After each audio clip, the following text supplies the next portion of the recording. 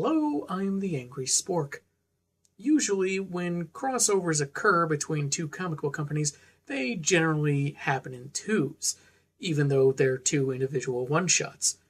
And it didn't turn out to be too different when DC and Marvel clashed their entire universes. I'm taking issue with DC Marvel All Access, which sees further interaction between the big two, and a mystery that must be solved by the one that keeps them from becoming the bigger one, I guess. Let's see if this story makes us want to turn the page or turn our heads.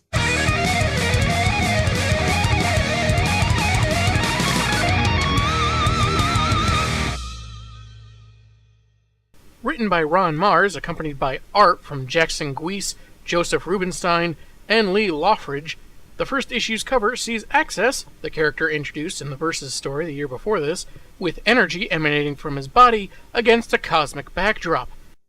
DC to the left of him, Marvel to the right, here I am, stuck in the middle with you. Tube. Though weird how the Marvel characters are right below where the DC emblem is, and vice versa on the other side. Maybe during the layouts no one really cared where the heroes were, but moving on. The comic begins with Axel Asher running through an alley, likening it to his whole restless life. You can tell he's in the Marvel universe given the anti-mutant graffiti that's on this taped-up box. But Axel isn't running for his life, he's late meeting his girlfriend for lunch. Okay, so maybe he is running for his life.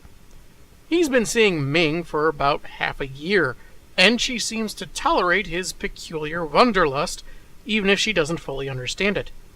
And check out this Daily Bugle headline, Spider-Man rescues child! That doesn't strike me as a front page J. Jonah Jameson would have approved.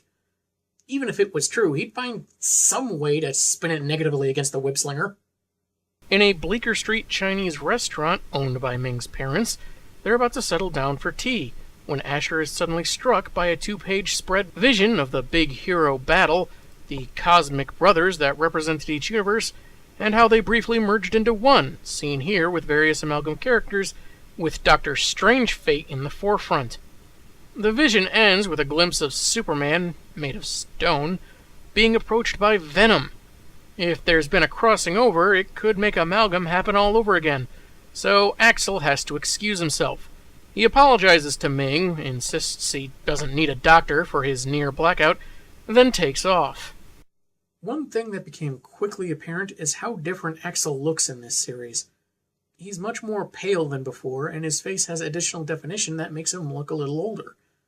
Though not much time has actually passed since his introduction, so unless he ages quicker when he's hopping between dimensions, this is kinda weird.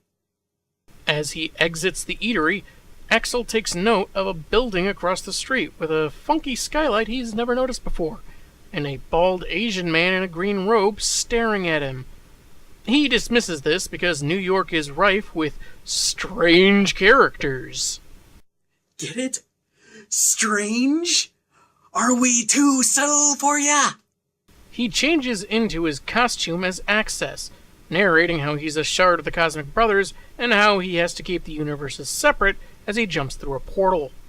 We go to a very confused and violent Venom destroying the Superman memorial statue. Venom stops a fleeing woman at random to explain things to them because she looks intelligent. I'm guessing because of the glasses. That's profiling, and that's wrong. But she's also confused about his pluralization of personal pronouns, which doesn't do much for the monster's temper. Elsewhere, Access drops into a different alley. Not really where he needs to be, meaning he still needs to work on his powers. Understandable, since his predecessor, Morty, didn't have a whole lot of time to train him properly before he died. A Daily Planet newspaper lets him know he's at least in Metropolis, though given that I think the Daily Planet is either at least national or global, I guess he could still be anywhere, but okay, let's give him this. There is another good indicator, however, a blue streak rushing past him. Oh man, they pulled Sonic the Hedgehog into this, didn't they? Venom taunts the woman taking her classes, and hey, where'd he go? All I see is a pointy-toothed guy that might be a mild-mannered reporter. But no time for that odd stranger, as Superman arrives to throw the suddenly reappearing Venom into a brick wall. As the woman, Caitlin Fitzgerald, oddly says her name out loud because her mama done told her not to move to Metropolis, Supes notes the villain's similar appearance to Spider-Man, whom he encountered recently.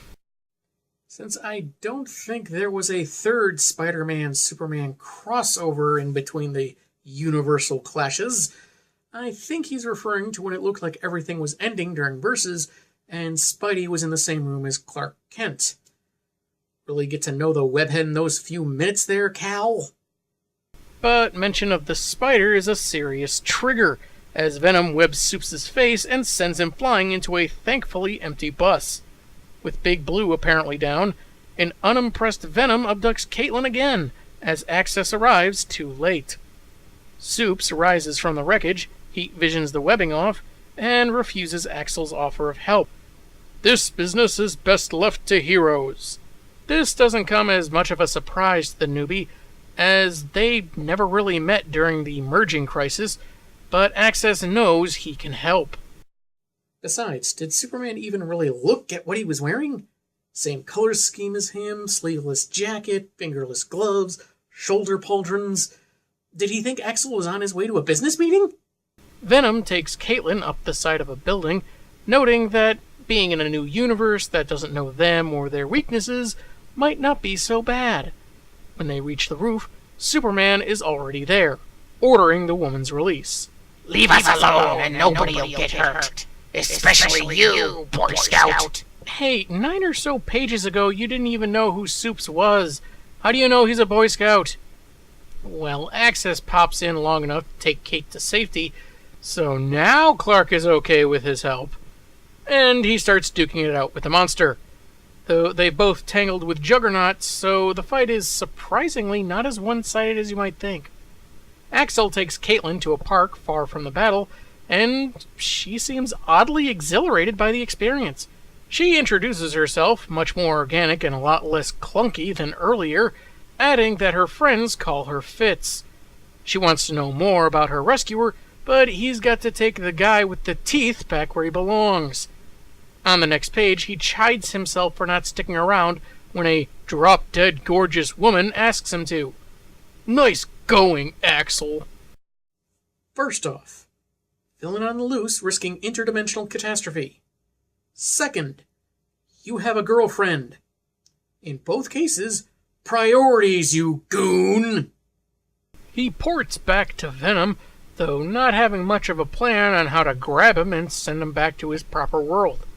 He gets caught in some of the symbiote grabbing onto him, but Access quickly vanishes from danger, leaving the menace to Superman again. Venom uses his living suit on Cal's face, but fortunately Axel returns with Spider-Man in tow, who kicks his old foe off the building, giving them all a brief respite. Mostly to talk about Spidey's fashion, like how he's technically in his old costume, and how the Venom symbiote was another old suit, and I'm wondering if this is Peter Parker or Ben Reilly. According to my research, this comic seems to have come out around the same time as the issue of Spider-Man where Ben Reilly died. So, given the costume, we're probably dealing with Parker. While he doesn't wonder why Superman recognizes him, he also doesn't recount anything from Versus, so continuity isn't really broken, but it is a little fuzzy. Supes and Spidey leave Access behind on 2 pages that, if it hasn't already been made into a poster, I'll be surprised. Upon arriving at a construction site, Cal asks the webhead for his insights on their target, without interrupting him, Bruce, and he reveals his weakness to sonic attacks when the Brute strikes from behind. Vulnerability to sonics, a Kryptonian with super vocal cords. Quickly, Superman, we need you to yodel! When he stops a falling block and tackle from harming pedestrians on the ground, Supes again encounters Access, who quickly explains his job, and Clark finally accepts his help. I guess you could say that maybe he used his super senses and didn't detect any kind of lie or falsehood in his voice, but the story never specifies. Or more likely it's the handy-dandy teleportation ability, as he wants Asher to go to Star Labs to get a sonic generator. because they may have something like that lying around, apparently. As proof that he's acting on behalf of the Man of Steel, he lends Access his cape. Just don't tug on it. Also, don't spit in the wind, pull the mask off the old Lone Ranger, or mess around with Jim. Big Blue keeps Venom from taking a bite out of Crime Fighter, but the villain now has them both by the neck when Access returns with a sonic weapon so elaborate it necessitates a backpack unit. He fires, putting Eddie Brock down for the count. And even though Axel put himself in danger against Superman's wishes, it's agreed that this was a team effort which defeated their difficult foe. Access recites his Keep the Universe's separate job description for the 100th time, though now for Spider-Man's sake as he webs up Brock for a return to the Marvel Universe, and Superman gives the newbie his approval, saying that if he needs the Man of Tomorrow's help, he has it. Access, Spidey, and Venom take their leave as Superman stands for his signature pose before returning Star Labs' property. The three arrive outside the Chinese restaurant on Bleecker, Spidey mentioning he knows a guy that lives nearby, and then echoes Supes' promise for assistance if needed. Saying Venom broke some truce they had, the wall-crawler leaves to drop him on a roof and call the authorities. Don't know why he just doesn't directly drop him off at the police or something, but whatever. Finally, feeling some direction in his life, and his suit oddly colored green in these panels, Axel wonders how Venom ended up in another universe, but figures, meh, it's all over. However, the Sorcerer Supreme, Dr. Strange, begs to differ. It begins! Savage Gardens truly, madly, deeply will soon conquer the music charts! Anyway, we have something of a peculiar beginning to this story. If Axel is the bridge between universes, how did one of Spider-Man's villains manage to cross? And more curious, how is Venom such a match for Superman? I know he's tough and all, and shouldn't have been a complete pushover, but it seemed weird how he could hold off Clark the way he did. But then again, I haven't read everything Brock's been in, so perhaps there's precedents I'm unaware of. Issue number 2's cover features Robin swinging across a cityscape of pink and purple hues, while Jubilee holds on. Hope they're not going in for a landing or her knee is going right into the base of Tim's spine. We begin with various heroes in their respective universes doing various things, be they saving astronauts, avoiding the rain, or like Daredevil, bouncing off a flagpole and making it look like he's dodging paintballs. On the next page, he glides past a carriage ridden by Axel and Ming on a makeup date for having ditched lunch the week earlier. Funny that neither of them nor their driver noticed the guy in the red suit. Who's really blind here? Anyway, Asher's life has settled back into normalcy since the fight with Venom, concentrating on grad school and convincing Ming that his previous absence was him tidying something up. He's startled by some off-holiday fireworks, then tries to take advantage of the romantic atmosphere, only to be interrupted by Jubilee of Generation X. I never thought I'd see you again! This is the first time you're meeting him! The only heroes Access ever personally met were Captain America and Batman. And you're neither one! Ming jumps to all the wrong conclusions, assuming there's something illicit going on between Axel and the teenage girl. I guess she must be a fan shipper. And continues the carriage ride without him. Jubilation explains that she was on a kind of field trip with fellow Gen Xers Skin, Husk, and Sync. If you're wondering what that's code for, they never explain. They just happen to be in the same park as Axel at the same time by sheer luck, apparently. Jubes notes that most people don't remember Access much. She remembers because of her diary, even though she never actually met Axel. Whatever, she wants to see Robin again for a proper goodbye. Axel refuses because his job, but Jubilee promises to help smooth things over with his girlfriend, so he changes his mind, morphing into his suit, and proceeding to leave the other confused members of Gen X behind. We jump to a much rainier night in Gotham City, Robin crouched on one of several rooftops, and the bat symbol in the sky, but no beam of light as its source. Well, it finally happened. Gordon lit the bat signal so often it left a permanent imprint in the sky. I guess it can't be great for the atmosphere, but it will save Gotham PD on electricity. The environmental ramifications are conflicting. That's when Jubilee and her interdimensional escort emerge from an energy doorway, and Tim is a bit taken aback that she'd hop through universes just so they can talk, preferably in private. Access takes the hint and takes a soggy constitutional, bemoaning his situation. Why didn't this costume come with an umbrella? As I recall, it's your view of your inner self manifested by your shard powers. So, deep down, you must want pneumonia. He tries to take solace in the good he can do as Access, like saving that woman Caitlin. He ponders if he should check in on her, only to be surprised by something he thought he heard. There's nothing there, until two audible footsteps in the rain precede someone smacking him with the butt of a six-shooter, knocking Axel out. Welcome to Gotham! The Gotham Tourism Board really needs to rethink their tactics. A punch to the stomach works just fine. Back to the costumed teens, Jubilee gets a surprise of her own, that Robin already has a girlfriend, who at this time was Ariana Jershenko. But then they both get another surprise after Tim hears an ominous coin flip just before the reveal of Two-Face. So the two of them got two surprises each that night. Wow, Harv's barely done anything and he's already killing it with his motif. Just before he kills them. I noticed they drew him with a ring on his ring finger, indicating he may have been married, but it's gone in the following page. Weird. Jubilee blinds him just before she and Robin hightail it. She's confident they can take some guy with a gun, until he misses them with about half his bullets, but her not-boyfriend informs her he's extra crazy with a side of sidekick fixation.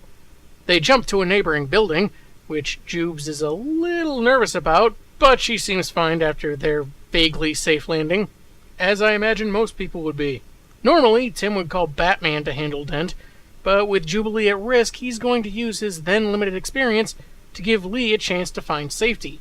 However, she refuses to leave his side, so he comes up with an idea, one that puts her at great risk. Remember how I defeated you back at the balloon warehouse? You mean how you beat me in less than a minute and I barely did anything except get tied up?